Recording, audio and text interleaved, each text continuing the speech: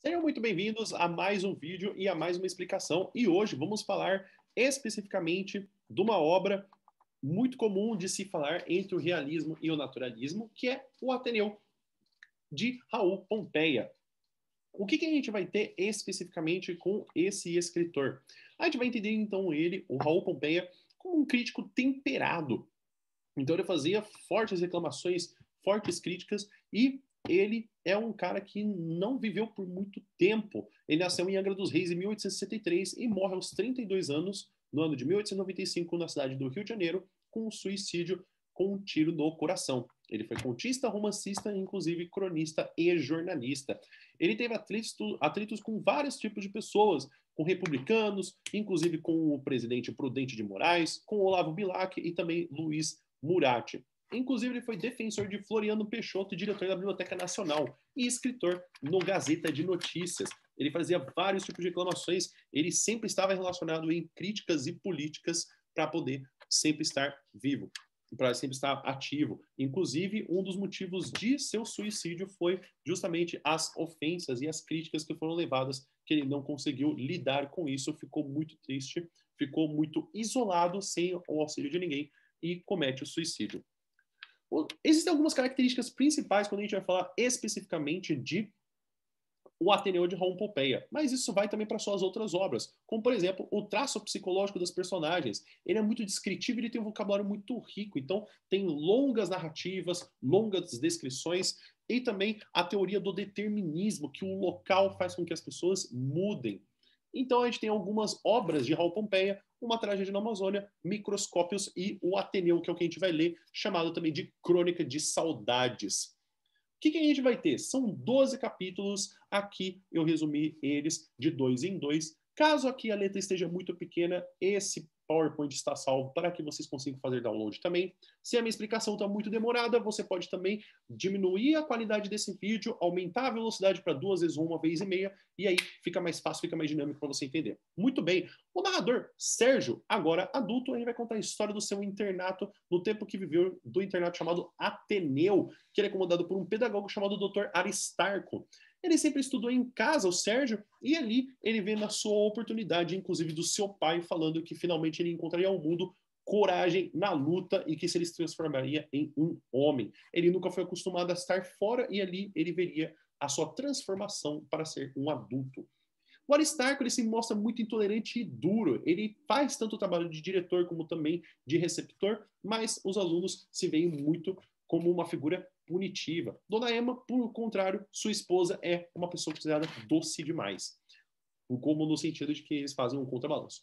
Então, na escola, o Aristarco ele dizia como combater as imoralidades dos adolescentes e ele apresenta os professores, os funcionários e também outras pessoas que vão aparecendo, que eu vou explicando também.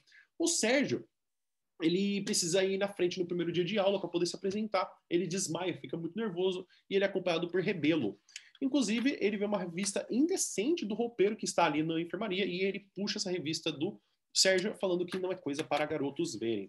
O Rebelo ensina como se comportar na escola, ele fala como funciona, ele fala que inclusive existem dois tipos de pessoas, as que mandam e as que são comandadas, e que era melhor que Sérgio fosse uma pessoa que mandasse. O Sérgio é puxado inclusive por Barbalho, que é um dos valentões da escola, e ele joga uma telha no opressor e os alunos parabenizam sua atitude, menos, é claro, Barbalho, que tomou uma telhada na cabeça. Sérgio conhece Franco, que sempre vai mal nas notas e é desprezado pelos professores, inclusive que é sempre colocado para baixo e ridicularizado pelos professores. E o Sérgio continua brigando com Rebelo, com Rebelo e com Barbalho. Sérgio, inclusive, ele reflete na insegurança e na saudade que ele tinha da família após se mudar para o Ateneu. Na natação, que inclusive era chamado em um dos banhos de tanque que se lavavam juntos, o Sérgio quase se afoga e é salvo por Sanches. Ainda assim, que ele desconfiasse que quem fez isso foi o próprio Sanches, para que eles pudessem se manter uma amizade. E ele era um vigilante, então tudo que acontecia ali, o Sanches estava sabendo. O Rebelo foi deixado de lado, ele era um dos amigos do Sérgio, foi deixado para trás. O Sanches ele mantinha contatos físicos, e isso comentava muito o Sérgio, então ele abraçava, pegava na mão, queria passar no cabelo, e depois de muito tempo isso foi um motivo de se afastar do Sanches. O Sérgio começou a investir nas aulas de astrologia para tirar esse tempo que tinha antes da amizade, que fez falta para ele, e conseguiu ocupar esse tempo. e pelo afastamento, ele começou a ser reprimido pelos professores e suas notas começaram a cair, já que o Rebelo, já que o Sanches, ele era um dos vigilantes da escola. Ele encontrou conforto na religiosidade também. Ele teve ciúme de Ribas, que, inclusive, ele era um dos alunos que apareceu como um dos grandes destaques, mas ele acabou deixando isso de lado. Franco quase urina Franco quase urina na água para lavar os pratos, e isso interessa a Sérgio, né, para ele poder começar a ser um barderneiro também. Então ele encontra o Franco ali como uma válvula de escape.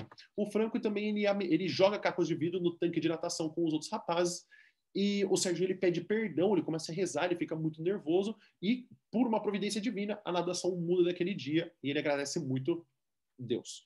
Franco começou a avalizar a mão de Sérgio, então, assim como o Sanches fazia. E isso depois ele analisou e decidiu ser independente. Então, como todos os amigos que ele estava percebendo que ele tinha nutrido, até agora todos eles queriam mandar no Sérgio, ele decide então ser a pessoa que manda. O Sérgio ele encontra paz na religiosidade. O Barreto ele até tentou aterrorizar, o que funcionou muito bem nesse episódio da natação com o caco de vidro, mas depois não teve mais sucesso. Ele volta para casa em um período liberado para a escola, então a cada mais ou menos 15 dias, um mês, eles são liberados para poder visitar a família por uma semana, depois eles voltam, e aí, inclusive, pede conselhos para o pai de como se comportar. Ele fala que ele tinha que criar suas próprias moralidades a partir do momento que respeitassem as diretrizes da escola. Aquele conselho, né, de pai e de mãe que não diz muito, mas não fala nada, mas ele conquistou respeito dos professores e também inimizade dos alunos com o conselho do pai. Voltou para a escola muito bem. Ângela e Dona Ema eram figuras atraentes e perigosas para os alunos. O jardineiro, inclusive, assassinou um funcionário na casa do Aristarco, porque teve ciúme de Ângela. O Bento Alves, ele consegue parar o jardineiro e se torna um herói. Ele era um aluno que aparecia lá, mas até o momento não tinha nenhum destaque. E aí o Sérgio fica curioso para ver um corpo morto depois também. Aparece Nearco, que é uma promessa de ser um bom atleta. Aí eles vão ver uma performance dele, não tem nada demais, mas inclusive se destaca nas letras. E o Bento começa a admirar Sérgio, que visitava ali com livros e flores. Então ele entregava livros e flores para o Sérgio que ele lia e que ele gostaria de ler. O professor aparece também, discute sobre os impulsos dos seres humanos e ocorre uma briga entre o Bento e Malheiro, que é um dos valentões. No capítulo 7 e no capítulo 8, os alunos faziam atividades extracurriculares, então eles tentavam pegar esse tempo que eles tinham ocioso, mas o baralho era o que se destacava com a posse de cigarros e selos que eles mostravam de coleções e mostravam para todo mundo. E as férias estavam se aproximando também. O Sérgio vai zombar o Rômulo e acaba apanhando do Rômulo por ter feito isso. Uma exposição artística acontece e contava com pinturas do Aristarco, e ele sempre levava essas pinturas para ele como meio que um prêmio. O narrador ele vai refletir sobre esses 2 meses de férias do internato. Ele vai falar que os passeios, os banquetes, eles eram regulares e eles eram frequentes para mostrar essa imagem. É interessante perceber que, assim como o naturalismo faz com o Curtiço, no Ateneu, a escola quer muito fazer de aparências, mas na verdade eles são mais do que animais, porque também, inclusive, nesses banquetes há muito vinho sendo servido, mesmo que na época fosse permitido e fosse visto como um costume, os adolescentes adoravam. Então tem que pensar que é o ensino médio tomando vinho no meio do banquete, liberado para todo mundo. Aristarco ele encontra uma carta de amor e ele fica louco da vida. O Sérgio ele tem medo porque uma das punições que ele teve com a briga com Bento Alves fizera com que o Dr. Aristarco falasse que na próxima vez ele ia pagar caro. E até mesmo Bento Alves, nessa época, ele já tinha sido expulso do Ateneu. No início, que eram 10 alunos que foram chamados, 20 foram lá para julgamento. E aí eles começaram a pensar, começaram a fazer, e aí houve uma revolta do doce de banana. Por quê? Porque tinha um doce de goiabada que era entregue para os alunos, mas o doce foi trocado por doce de banana, que era mais barato. Os alunos se revoltaram com essa posição de economizar dinheiro, e inclusive o Aristarco, para poder não perder dinheiro e acalmar os ânimos, falou que ele mesmo também estava sendo enganado. No capítulo 9 e 10, aparece um novo aluno chamado Egbert, que era a nova amizade de Sérgio, que ele nutria um carinho dependente.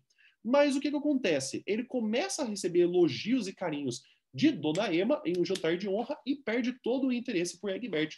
E cada vez mais ele tem sonhos com Dona Ema. Ele perde o interesse pelo Egbert quando ele muda para o dormitório dos mais velhos. Inclusive, as conversas que ele tinha antigamente não o interessam mais. E ele cada vez mais vai se distanciando, mostrando como o lugar que ele interage, as pessoas com quem ele interage, vão fazendo e vão moldando essas novas personagens. E, inclusive, também há uma tentativa de explicação da homoafetividade. Então, dessa tentativa que teve até agora do Sanches, do Bento Alves, que teve também do Rebelo e do Egbert em relação ao Sérgio. O Sérgio ele se vinga de Rômulo, que ele foi, porque em um dos episódios eles fugiam dos quartos para poder passar uma noite no relento, de noite fora do quarto, poder se divertir. E aí ele pega os lençóis que era para o Rômulo voltar e o Aristarco encontra ele do lado de fora do dormitório. E do capítulo 11 ao 12, finalmente para o final do livro, a gente tem que o Dr. Cláudio ele dava palestras aos sábados e em uma delas defendeu o internato como uma forma de preparar para os convites imorais da vida real. Então, os convites que eles não tinham, que eles conseguiam serem independentes ali na vida real, apareceriam depois para ele. E, inclusive, o Sérgio ele pensa no Franco, que estava num tipo de prisão que existia no Aterão, e desde o último incidente, ele estava muito fraco e, inclusive, ele acaba falecendo. Tem algumas festividades com os alunos de destaque. O Aristarco ele recebe um busto de bronze e o Sérgio, muito longe, vê a família de Franco, que não havia falado nada sobre o evento ocorrido. O Aristarco, inclusive, ele tem muitos ciúmes do tanto de elogios que o Dr. Cláudio fazia para o busto, em vez de fazer para ele. O Sérgio ele contrai sarampo e ele recebe cuidados de Dona Ema.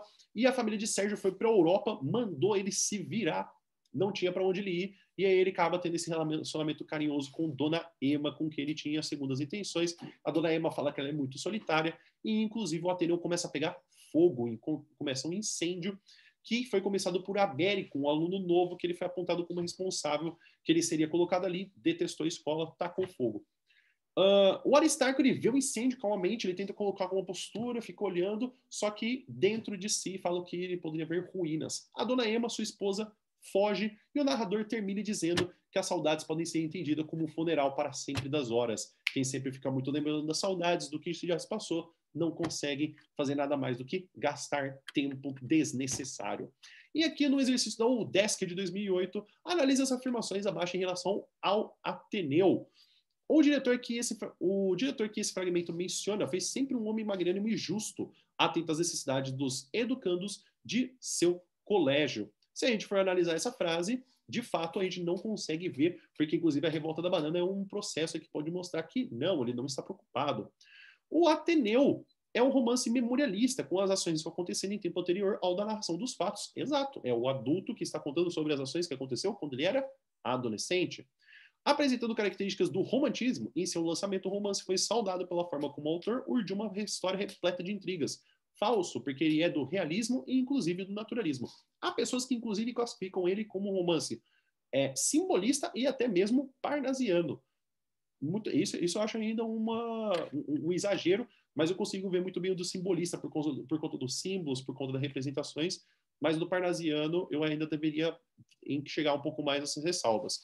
O Ateneu representa um mundo fechado. Ao querer mudar os meninos que ali estudam, acaba por deformar-lhes a personalidade. É exatamente um mundo que tenta tanto quebrar as imoralidades e impedir, não consegue fazer isso. Muito que bem. Se a gente continua, então, Emma, esposa de Aristarco, transforma-se em dedicada professora para os alunos? Não. Apesar disso ser um contexto que a gente precisa saber especificamente por ler o livro, não, isso não acontece.